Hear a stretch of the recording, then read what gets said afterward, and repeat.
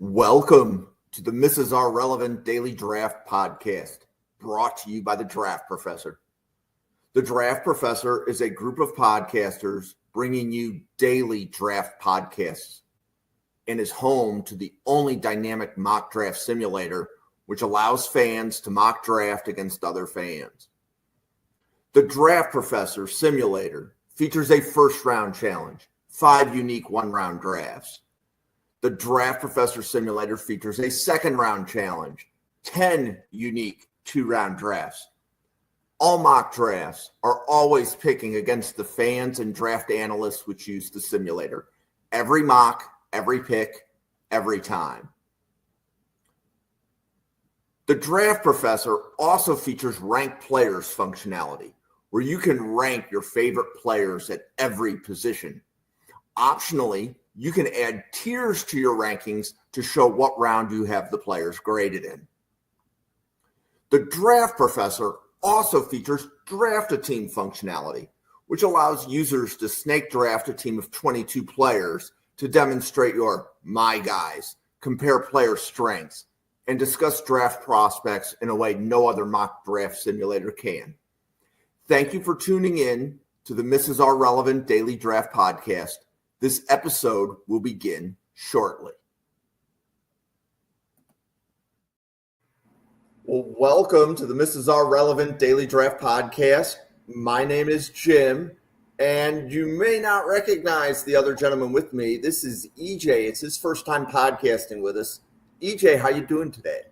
I'm doing great. Happy to be here. I guess it's my rookie game. Yeah. So EJ was telling me ahead of the podcast, he's podcasted before. This is just the first time that you're doing it with us. So I am humbled that you are giving Draft Professors a shot. And we have 7 defensive backs that we're going to cover today, and specifically corners. I shouldn't say defensive backs. I think everybody in our list today is a corner. And this time slot, there were some people at Draft Professors that said, I want to cover defensive backs. So we said, okay, we'll create a defensive back podcast. And we have 3 people that are going to do it. Right now, one of them hasn't arrived yet. EJ's here, so we're going to get going. But there might be one other gentleman joining us as the podcast goes on. But EJ, you want to kind of introduce yourself to everybody a little bit and let them know kind of who you are? Hey, how you doing, everybody? It's EJ Holt. I'm a independent draft scout. I've been doing this since 2020. I do a yearly draft guide with Rogue Analytics, where I do defensive backs, linebackers, pretty much any position they ask me to scout. Pretty much big Eagles fan. I do some film breakdowns on Twitter. Mainly, most of my work is on Twitter. I do a lot of film breakdowns. I do some writing as well whenever I can. But I pretty much I don't give you all the hot take stuff. I just give you solid analysis and pretty much my opinions. But good to be here. Give me a follow if you want some good information. Cool. Well, like I said, thank you very much for joining. And we are going to kick today's show off with Jordan Hancock from Ohio State. Mm-hmm. So what do you want to tell us about Jordan Hancock? First, what when you said on the beginning, you think all these guys are corners. I don't think all these guys are corners. This first guy right here, I think he's better. When I say I don't think he's a corner, he can play the cornerback position. He'll survive there. But my whole thing is, where are you best at the next level? And I think he's best at safety at the next level. He's got the prototypical size, 6'1", 195. Most of his time he spends playing in the slot with Ohio State. And he does have reps where he's the single high playing on the roof of the defense. When he's playing in the slot, his usual responsibilities are like the shallow zone coverage. He can handle man coverage. He does a good job pressing, and sometimes he plays soft shoe. And they used him in the pressure package against Texas, I believe. But so that's something in his bag. That's something he's able to do. where I'm not 100% sure that he's a outside corner or a boundary corner. I want to see how he tests. I want to see how what his foot quickness is and his long speed is. That would be my issue with him. I don't know if he can survive on the outside or if he'll be most effective on the outside. But when everything is in front of him, he triggers downhill very, very well. So I would like him at safety where he can trigger downhill on anything. He probably could translate into teams that want to do like they want to play single. They want to play two safeties back, have a light box.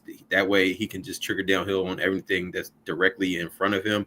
Or if they want to keep him at the slot in certain positions where he can go against those power slots, those bigger slot receivers. Or if he goes against tight ends, then he'll be just fine. I think he would have some issues with the smaller, quicker slot receivers where they hit him with an option route. He may not have the foot quickness to catch up to those. But he's a good player though. I think he'll go somewhere. I guess I'm thinking day 3, late day 2 to day 3. Okay. Cool. So, and I believe I had heard that on Hancock before. I immediately, as soon as I said everybody's a corner, I forgot Hancock was in the episode. Mm-hmm. We, of course, also have Jahdae Barron coming up at the end. So I may have already put my foot in my mouth. And the podcast isn't even 7 minutes old. Mm-hmm. So the next player we're going to cover is Zy Alexander from LSU. So what do you want to tell us about Zy Alexander? He surprised me a little bit. He's very polished. I like him a lot. Excellent size at 6'2", 194.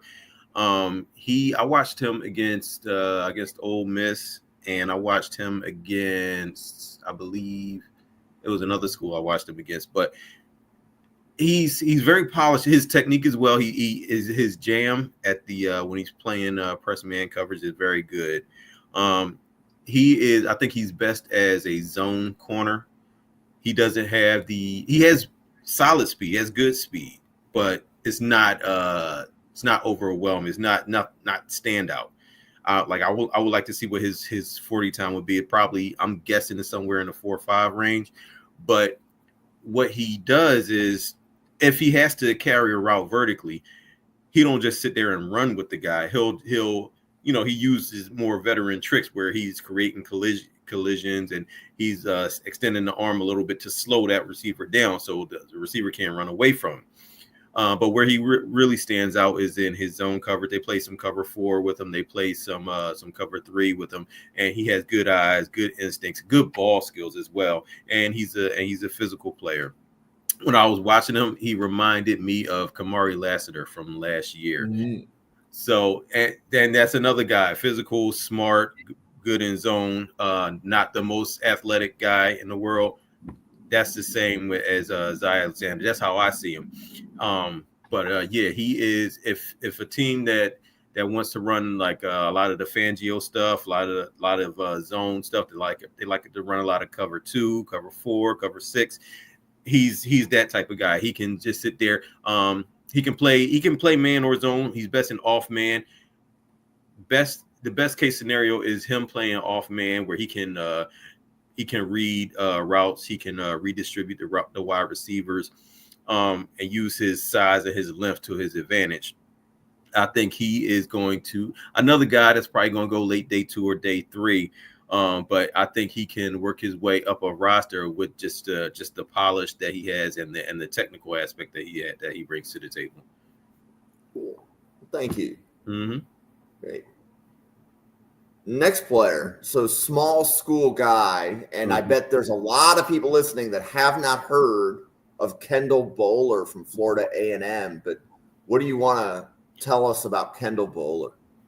First thing that jumps off the tape is he's an athlete. This guy, he's fast, he's quick, he's explosive, he's twitchy. That's what got him on Bruce Feldman's freak list in the first place. I think he just lifts this insane amount of number. They got him down as running a 4.38 at 6'195. And you see it on tape too. You see the athleticism translate on tape. It's not just his speed. It's not just him running in a straight line speed. It's him going side to side, and it's him changing directions. It's that type of speed, and it's also the straight line speed. So he's a pretty good athlete. The thing about him is I have a day 3 grade on him. His issue is the technical aspects of the game. His footwork is all over the place. He takes false steps, which changes that 4.3 speed into 4.5 speed. He in his press technique, he's not patient enough. He's jumping at every little fake the wide receiver does. He's jumping at it, and that's putting him out of position. And now he's trailing the wide receiver for the rest of the rep, when he could have just stayed patient and trusted his own speed and just let the wide receiver declare his route and just run with him, because he can pretty much run with anybody. When he's triggering downhill, it's always 1-2 steps. Then he's triggering downhill. It's like he has to take the time to process. And what that is that just he hasn't repped out what mechanics he wants to use, so it's not muscle memory yet for him. Well, it doesn't look like it's muscle memory yet for him. So I say he's a player that I imagine you would see him break out in like year 2, year 3, when he's got the coaching drilled into him, when he's got the technique down. Then you'll see his athletic traits come out, and then you'll see him explode on the team. But right now he's more of a raw prospect than most of the rest of these guys on this list. Yep. So Randall, I haven't seen him at the Hula Bowl. EJ, did you happen to see any of Kendall Bohler at the Hula Bowl? No, I didn't. That tape is hard to come by. So the Hula Bowl kind of shut us out of a little bit of tape. I also want to give a shout out to Randall. You can catch Randall's podcast last night. So Randall and I podcasted last night on the Philadelphia Eagles roster construction. So Randall is one of our Draft Professor podcasters. I want to give him the PR, especially for dropping into the chat. So thanks, Randall. But what were you going to say about the Hula Bowl there, EJ? Oh yeah, I didn't see him at the Hula Bowl. I don't know if he's doing Shrine or anything like that, or if he got the call up to the Senior Bowl. But yeah, I didn't see him. I watched him pretty much just his film from the season. Cool. So, and that scouting report sounds really similar to everything. This is, I think, the third time we've covered Bohler. Mm-hmm. Okay, and stood out for the speed. So thanks, Bill. And Bill Sparks, you can catch his podcast. Bill is coming on at 9 p.m. tonight. So again, more PR for more Draft Professor podcast. we have Draft Professors in the chat. So thank you, Randall. Thank you, Bill. But your scouting report on Bohler echoed Bill and Randall covered him many months ago. And then he was also covered in a Hula Bowl special by a couple of others as well. So it sounds like, just like you said, a twitched up athlete who's likely going to need some NFL coaching before he's going to see significant NFL playing time. Yep. Okay. Next player, Quincy Riley from Louisville. Yeah, he's I like him a little bit. At 6 foot 195, he looks on tape. He looks a little bit smaller than that. So I'm curious to see what his exact measurements will be when he goes to the combine. But he's another player, good footwork, very good quickness. He can carry vertical routes. They play him in a lot of single high coverages over there at Louisville. So he plays man, plays off man. He plays some cover 3 zone. They play some match zone too, which is good for the NFL, where he gets experience doing that. He's another guy I wonder would translate better and maybe to a slot corner, but I think he can handle outside or boundary corner duties as well. But I wonder whether he'd be best as a slot corner. It's the tackling a little bit is hit or miss sometimes. He's an ankle biter, so he's gonna go try to go low on you. I don't know. My question with him when I watched him play was the play strength, which puts me on back and forth why put him in the slot, because if he's in the slot, they'll attack him in the run game. But it's maybe something that he can bulk up a little bit, get his play strength up a little bit. But yeah, I think he'll run well whenever he tests or does a pro day or anything like that. He can. He's feisty. He's one of those guys that'll fight you through the route stem. Put his hands on him. I wonder about the length concerns at the catch point. If he's playing a bigger wide receiver, is he going to get mossed, or is he one of those guys that can play through the hands and just attack the hands when the wide receiver catches the ball and create the PBU? He can pretty much play every coverage. His technique and his footwork is sound. If you're a team that wants to play man and just like have your corners up in the receivers' faces, he's your guy. He can do it. He's got the will to do it. He's got the quickness to do it.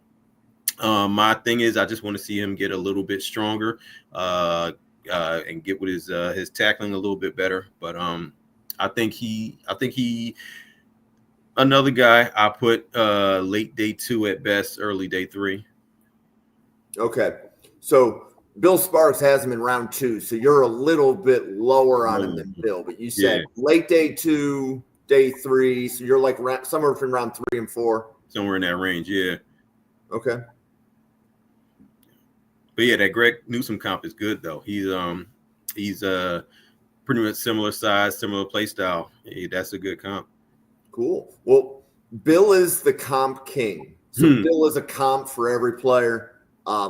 And you, like I said, you can catch Bill's podcast in about an hour and 40 minutes on the same channel. Whoops. Okay. Denzel Burke from Ohio State. So what do you want to tell us about Mr. Denzel Burke? I like Burke. I think I got a day 2 grade on him, like early to late second round. He can run. He's twitchy. He's explosive. He's physical. He's a guy that he plays man, plays press man at that, and he plays it well. I could see the Detroit Lions, the way they want to play. I could see them like being in love with this guy because he's that type of feisty mental. It's a I call it play personality. His personality, the way he plays on the football field, is he's an antagonist. He's feisty. He wants to fight you. He's going to aggravate you. He's going to be right up in your face all the time. That's the way he plays. And just the physical aspects, he can run with anything down the field. His stop and start ability is very good. And he's got and his change of direction, his balance, all of that physical prowess is there. He has my only hang up with him would be at the catch point. I wonder he's another guy I want to see what he measures out as. Is he really 6'1", 193? Because my issue with him would be at the catch point. I've seen him play against bigger receivers, and he's had success against bigger receivers, but it's not that he's going to sky over you and break up the pass or anything like that. He's going to play through the hands. He's going to be physical. He's going to be pesky. I don't know if receivers with large catch radiuses will give him trouble or not, but he's a guy you want him. If you want to play off man all day long, he can do that against any receiver. You want to put him against your speed receivers. You want to put him against your route runners. He can take them on all day long. I think he's a good player. Cool. And what round grade did you have on Burke? Second. Okay. Mm-hmm. So let's pause for a second. So we've got 2 players left. Want to remind everybody, for those of you watching, hit the subscribe on YouTube and give the podcast a like on YouTube, please and thank you. That'll really help us from a podcasting standpoint, trend in front of more eyes. This channel has daily draft content. So EJ and I are doing some DBs now, and then Bill and Jacob should be here later tonight, and we're going to talk about the Kansas City Chiefs and how they built their roster. And we're doing each of the final 4 NFL teams. We're doing one night each week. And then Friday, we have a 32 GM mock draft. So, EJ, I think you're drafting for the Eagles in that one, right? Yeah, I am. Yeah. So you'll see EJ drafting for the Eagles. You'll see Owen drafting for Buffalo, Josh drafting for the Ravens. It'll be a lot of fun. So we have a lot of new people joining the channel for the event tomorrow. It's people that haven't podcasted with us before, but they are coming on to represent their team, have some fun. And that's from 7 to 10 p.m. Eastern. So, and it looks like Lee is backstage. So let's see. Lee, are you here? Yep. Hey, Lee. Yep, Good I'm to here. see you. So, Good to see you. Good to see you too. Yeah, it's good to see you. So we have 2 players left. So, do you have anything on Denzel Burke? I'm a big Buckeye fan, so what I do have on Denzel is that he's really good at what he does. Cover.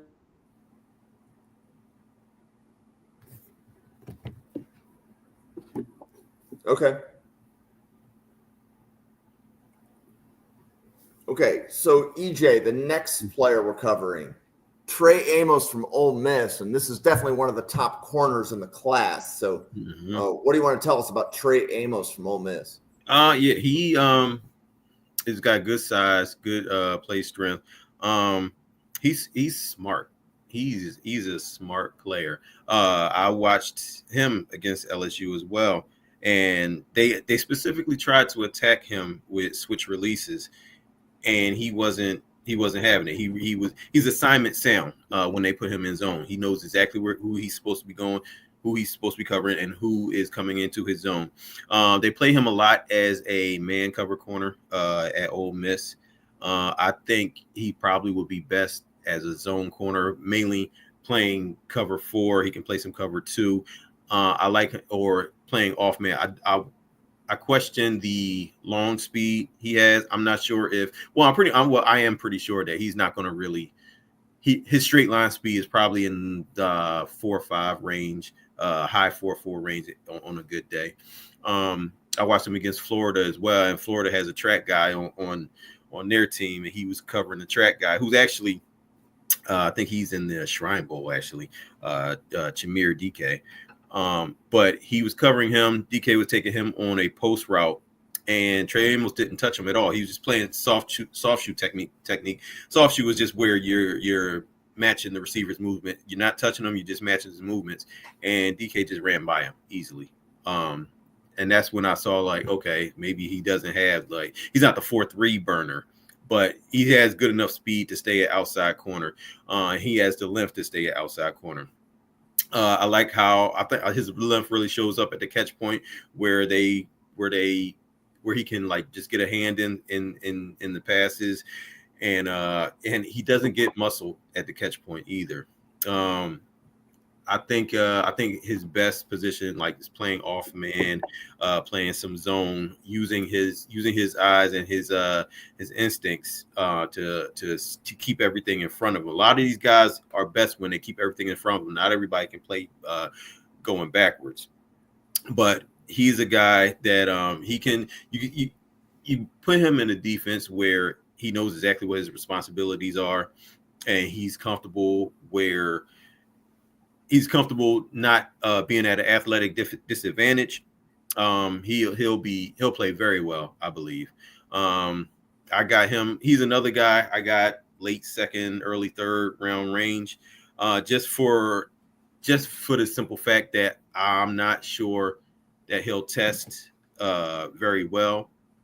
And when I say test very well, I mean not going to run a blazing 40. He may look very well in the drills and all of that, but the athletic testing, I think that's just going to be a notch below. So I think he's going somewhere in the late 2nd, early 3rd range. But then he's a guy you'll see making somebody's final 53, and you'll see him playing on Sundays in his rookie year.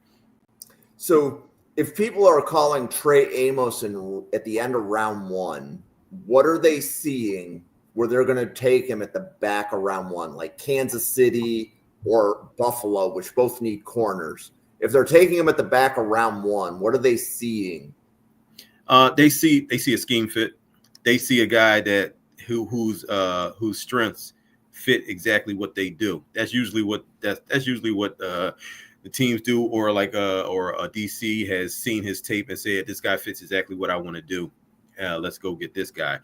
I can see that. I can see him going in round one to teams that like Kansas City, that want to play that way. They want size at the cornerback position, and also have veterans around them in that defensive room already.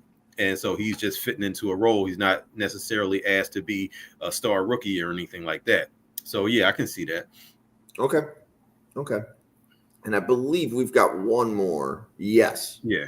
So this is a favorite, and I know Bill and Randall both in the chat. I know this is one of Randall's guys. This is one of my guys. Mm-hmm. But I will preview with, it's Jahdae Barron. He might be a cornerback. He might be a slot corner. He might be a safety. But what he is a really good football player. So, EJ, what do you want to tell us about Jahdae Barron from Texas? Yeah, he's one of those guys where you say just draft him and find out where to put him. He's a good football player. His instincts are off the charts. Like, his instincts in zone coverage are off the charts. He knows he can see things coming before they happen. He can recognize routes. He triggers down, like, before the ball is leaving the quarterback's hands, he's triggering on a play. And I'm just impressed by his head in the game, his knowledge of the game. I would personally put him at slot. That way he can play against the run when they try to run the quick game at him, or when they try to run to his side. He's dropping off in the zone where he can use his eyes. He can recognize what's coming in front of him.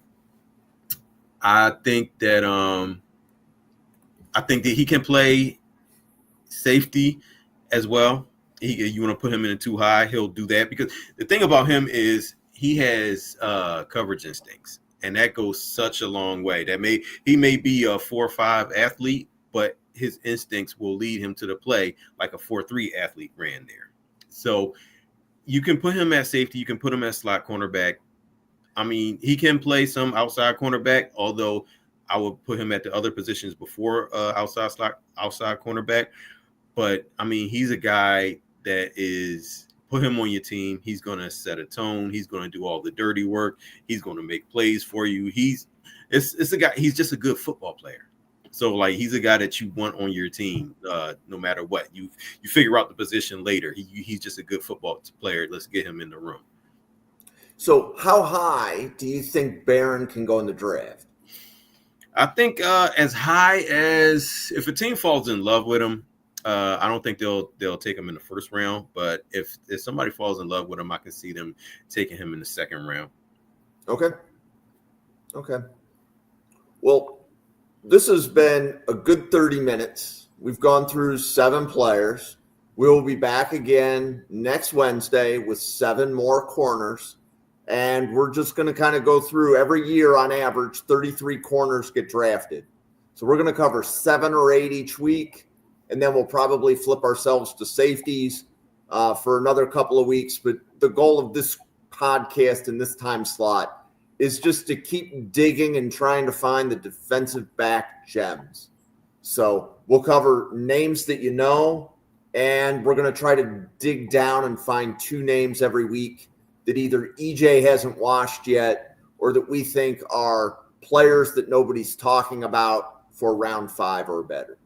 So on behalf of EJ, myself, and the 30 podcasters at the Draft Professor, thank you very much.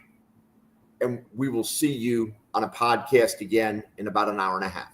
Thank you, everybody.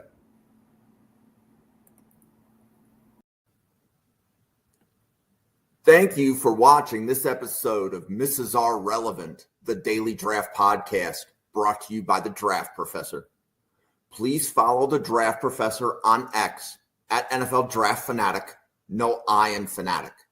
Please follow the Draft Professor channel on YouTube at NFL Draft Fanatic, no I in Fanatic. We look forward to seeing you on our podcast tomorrow.